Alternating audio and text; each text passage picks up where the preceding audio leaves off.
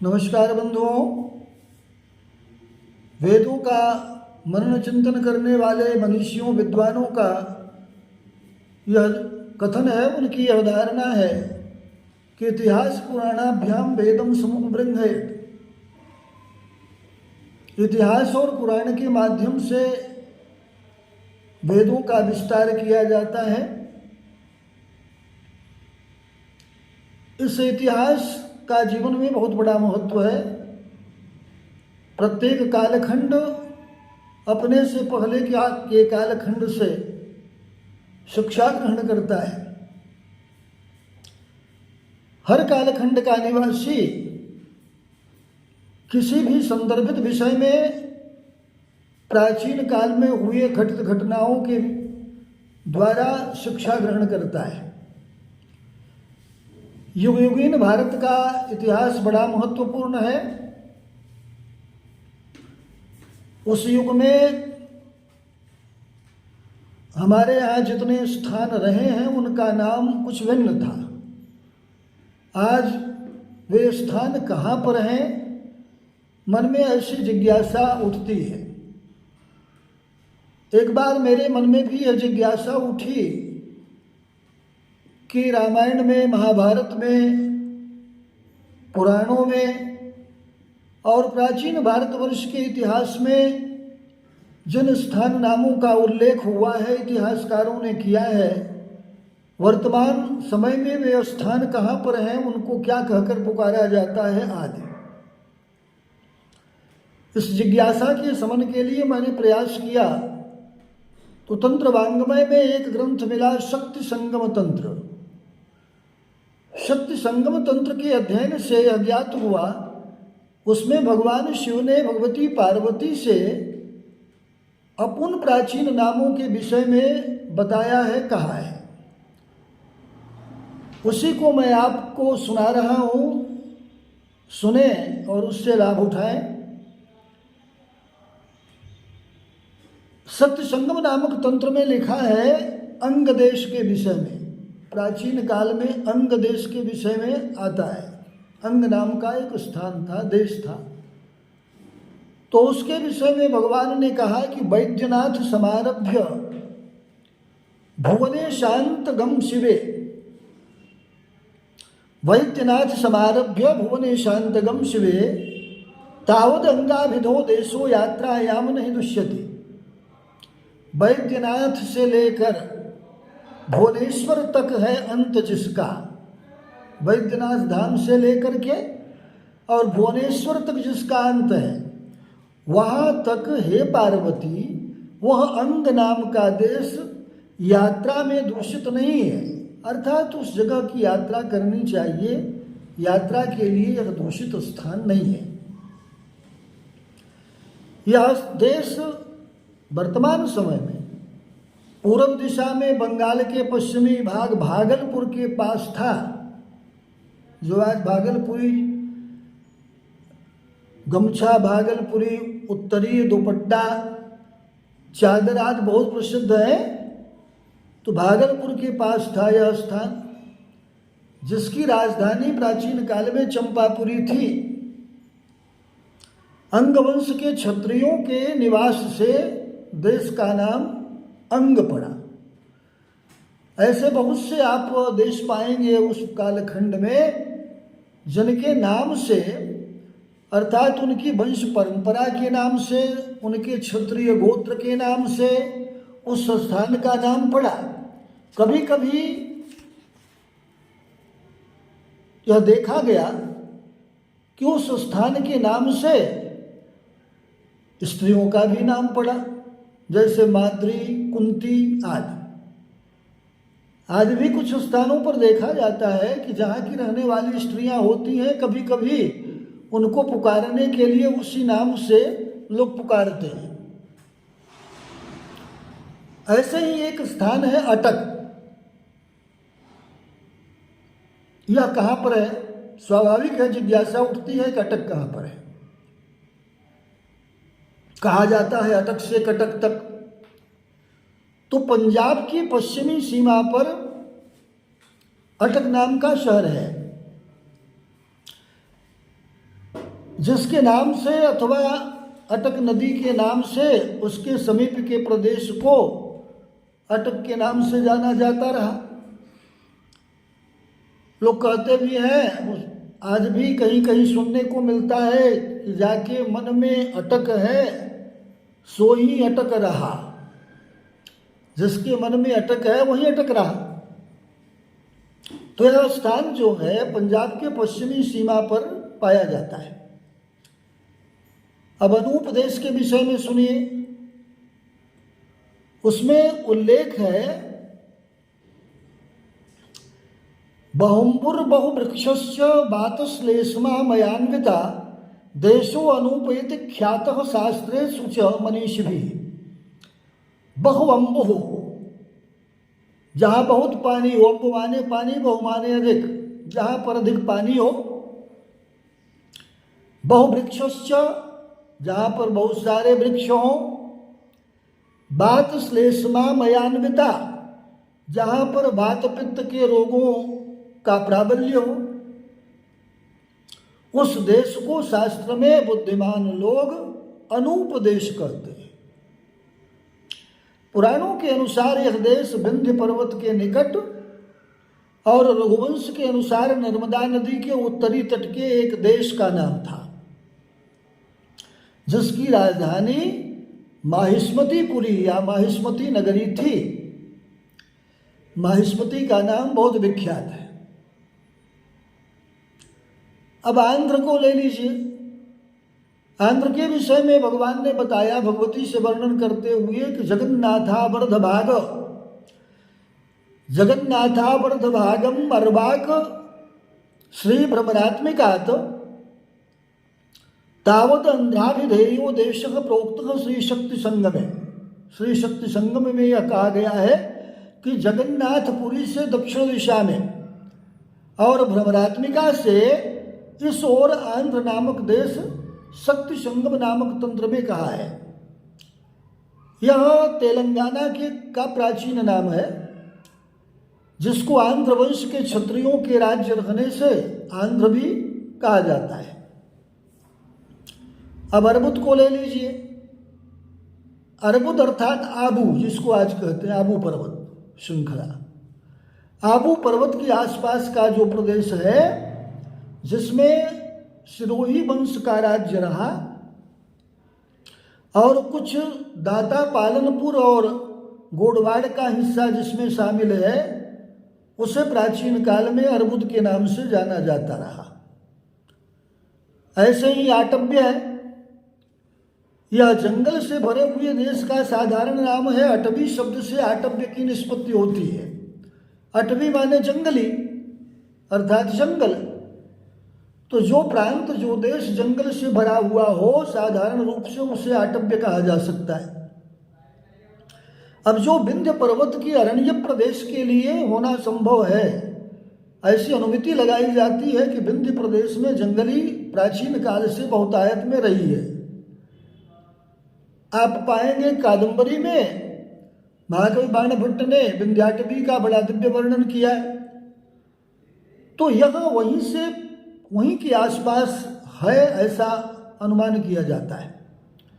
अब अनर्थ को लिया जाए। अनर्थ कहते हैं काठियावाड़, जिसमें कच्छ और द्वारका शामिल था, इसको अनर्थ कहा जाता है। गुजरात आप जानते हैं, गुर्जर प्रांत। तो अनर्थ काठियावाड़, कच्छ और द्वारका इसमें शामिल था, उसको मिलाकर अनर्थ होता था। इसका प्रयोग महाभारत में है। जब भी भगवान श्री कृष्ण की चर्चा आती है, द्वारकाधीश का वर्णन आता है, अनर्थ प्रदेश का नाम आता है। अब आभीर शब्द को लेते हैं। आभीर एक प्रांत भी था, देश था, एक राज्य खंड विशेष था। उसमें प्राप्त होता है शक्ति संगम तंत्र में कि श्री कोंकणादभो अधोभागे तापीतः पश्चिमे परे आभीर देशो देवेशी विंध्य शैली व्यवस्थित। कोंकण देश से उत्तर और ताप्ती नदी से पश्चिम विंध्य पर्वत है। इस विंध्य पर्वत में हे देवेशी, हे पार्वती, आभीर देश है। यह शक्ति संगम तंत्र में लिखा है। यह भाग बंबई से सूरत तक का हिस्सा माना जाता है।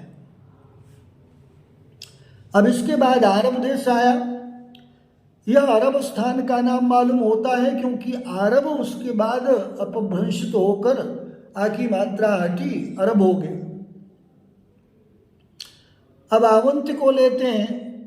अवंती शब्द से आप सभी भली भांति परिचित होते हैं। आज भी अवंती शब्द का प्रयोग होता है। जो मालवा प्रांत है, तो मालव्य जिसको कहते हैं, तो मालवे का एक भाग जिसकी राजधानी उज्जैन थी उसको अवंत्य कहा जाता था। उत्कल, आप अपने, हम सभी बंधु जब हम अपने राष्ट्रीय गान को गाते हैं उसमें उत्कल शब्द आता है, तो उसमें श्लोक प्राप्त होता है कि जगन्नाथ प्रांत देशश्चोत्कल परिकृतितः, अर्थात जिसमें जगन्नाथपुरी है, जो प्रांत देश है उसका, जिसमें जगन्नाथपुरी है उसको उत्कल देश कहते हैं, जो इस समय उड़ीसा के नाम से बहुत ख्यात है, प्रसिद्ध है। अब ऊर्ण को लिया जाए, ऊर्ण प्रांत, यह किसी देश का नाम हो ऐसा तो प्रमाण शास्त्रों में कहीं नहीं मिलता है, परंतु उर्ण नाम का एक नगर बंबई के अहाते के थाना जिले में था पुराने समय में। पुरानी मुंबई जो थी, जब बंबई कहते थे, जो शिलारा वंश के राजाओं के राज प्रतिष्ठित नगरों में से एक गिना जाता था। संभवतः ऊर्ण को वही माना जाता है, अनुमित की जाती है, अनुमान किया जाता है कि ऊर्ण प्रांत वहीं रहा होगा। इन सभी नामों के विषय में प्रायः बहुत सी भ्रांतियां भी लोगों के मन में देखी जाती हैं। कुछ इतिहासकारों ने शायद खोज के आधार पर, हालांकि उसमें मैंने कोई प्रमाण विशेष नहीं देखा है, कुछ भिन्न नामों का उल्लेख भी करते हैं, लेकिन जो प्रामाणिक ग्रंथ है शक्ति संगम तंत्र, जो प्राचीन काल में जिसका निर्माण हुआ, तो उस शक्ति संगम तंत्र में ये वर्णन प्राप्त होता है। इसलिए मैंने सोचा कि मैं आपको सुनाऊं। ऐसे ही ऊपर क्षेत्र नाम का एक क्षेत्र प्राप्त होता है, जो क्षार भूमि वाला देश था, तथा रेणुका आदि जो नवतीर्थ रहे हैं उनमें से एक यह भी रहा है। रेणुका, सूकरह, काशी, कालिकाल, बटेश्वरी, कालिंजरो, महाकाल, ऊपरा, नव मुक्तिदाह। मुक्तिदात्र क्षेत्र, मुक्तिदात्रा क्षेत्र यह माना जाता है। रेणुका, सूकरह, काशी, रेणुका सूकर खेत जिसको कहा जाता है, और काशी, बटेश्वरी, कलिंजर, महाकालेश्वर धाम, ये सभी ऊपरा नाम से विख्यात थे, कहे जाते थे, जो कि मुक्ति प्रदाता थे। अब कंबोज को लेते हैं। कंबोज पंचनद समारभ्य म्लेच्छा दक्षिण पूर्वतः, पंचनद से, जिसे पंजाब आज कहते हैं, वहां से प्रारंभ करके म्लेच्छा दक्षिण पूर्वतः अफगानिस्तान तक कंबोज देशो देवेशी, हे देवेशी, हे पार्वती, कंबोज देश है जो वाज राशि परायण, जो घोड़ों की गणना में श्रेष्ठ है। कंबोज के अश्व बहुत प्रख्यात रहे हैं प्राचीन काल में। वहां से घोड़े ले आए जाते थे, उनको प्रशिक्षित किया जाता था, और प्रशिक्षण प्राप्त करके वो जैसा आचरण करते थे लोग उस पर बड़ा आश्चर्य करते थे। महाराणा प्रताप के अश्व के विषय में आपने सुना होगा, चेतक नाम था, चेतक भी कहते हैं। ये सभी अश्व तथा बहुत सारे ऐसे अश्व हैं जिनका नामोल्लेख महाभारत में भी प्राप्त होता है। उनके विषय में जो वर्णन प्राप्त होता है वो ऐसे ही स्थानों से प्राप्त किए जाते थे। कर्नाट या कर्नाटक आप सभी जानते हैं कि कर्नाट स्थान कहाँ पर है। उसमें वर्णन है सत्य संगम तंत्र में कि रामनाथम समारभ्य श्रीरंगांतम बिलेश्वरी कर्णाट देशो देवेशी साम्राज्य भोगदायक। रामनाथ से लेकर श्रीरंग तक या गंगा यमुना के तटवर्ती उससे मिले हुए प्रदेश का सूचक है रंगनाथ। रामनाथ से लेकर के श्रीरंग तक कर्नाटक देश है। वह राज्य भोगदायक है और 10 लाख की आय वाले राज्य को साम्राज्य कहते हैं, जिसकी आय 10 लाख पर्यंत हो। लक्षाधिपत्यम राज्यम स्यात् साम्राज्यम 10 लक्ष के, ये परिभाषा है वर्धा तंत्र में कि जिसका 1 लाख जिसकी आमदनी हो जिस प्रांत की, तो लक्षाधिपत्यम राज्यम स्यात् उसको राज्य कहते थे। और साम्राज्य किसको कहते थे? साम्राज्यम 10 लक्ष के, जहाँ की आमदनी 10 लाख हो वो साम्राज्य हुआ। शतलक्षे महेशानी महासाम्राज्यम मुच्यते। हे महेशानी, हे पार्वती, जिसकी आमदनी 100 लाख के बराबर हो वह महासाम्राज्य कहा जाता है। ऐसे ही कलिंग राज है। कलिंग के विषय में आप सभी जानते हैं, महाराज सम्राट अशोक का उसके साथ युद्ध हुआ था।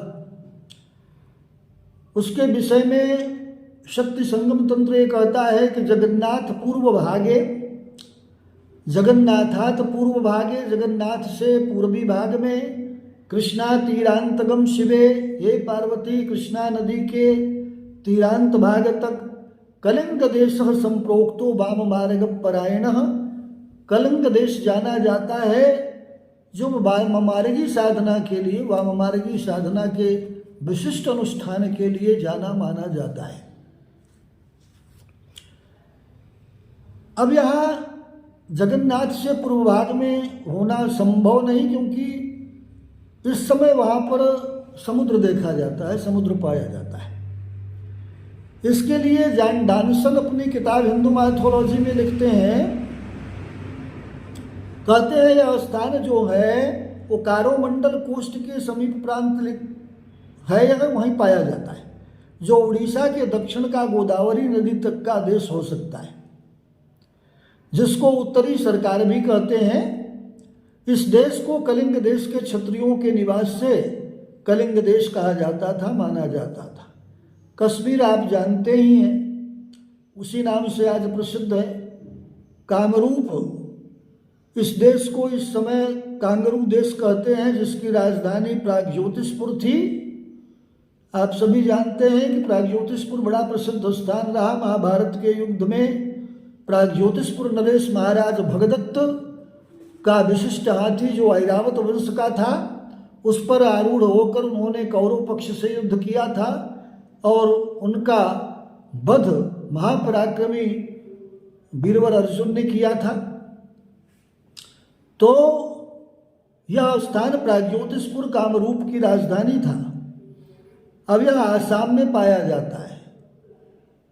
कामाख्या पीठ, जहाँ आप भगवती कामाख्या का दर्शन करते हैं, साधना करते हैं, आराधना करते हैं, वह उसके पास ही है। अब कालवन को लेते हैं, उसमें कुंतल एक स्थान है। कुंतल कामगिरिम समारभ्य द्वारकांतम महेश्वरी श्री कुंतलाभिधेयो देशो वर्णतः शक्ति संगमे। कामगिरि से लेकर द्वारिका तक, हे पार्वती, कुंतल नाम का देश शक्ति संगम तंत्र में कहा गया है। अब अंग्रेजी पुस्तकों में अगर देखा जाए तो महाराष्ट्र को दक्षिणी हिस्सा लिखा है, जिसकी राजधानी प्रतिष्ठानपुरी, पैठण जिसको आज कहते हैं, थी।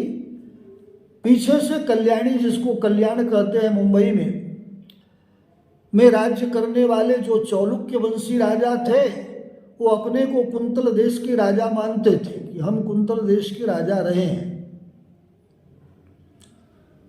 कुरु, कुरुभूमि को आप जानते हैं, कुरुक्षेत्र के नाम से विख्यात है, जहाँ पर कौरवों और पांडवों का युद्ध हुआ था। तो कुरुभूमि कहाँ है प्रश्न उठता है। सत्य संगम तंत्र बताता है कि हस्तिनापुरम आरभ्य कुरुक्षेत्राद्य दक्षिणे पांचाल पूर्व भागे तो कुरुदेश प्रकृतितः।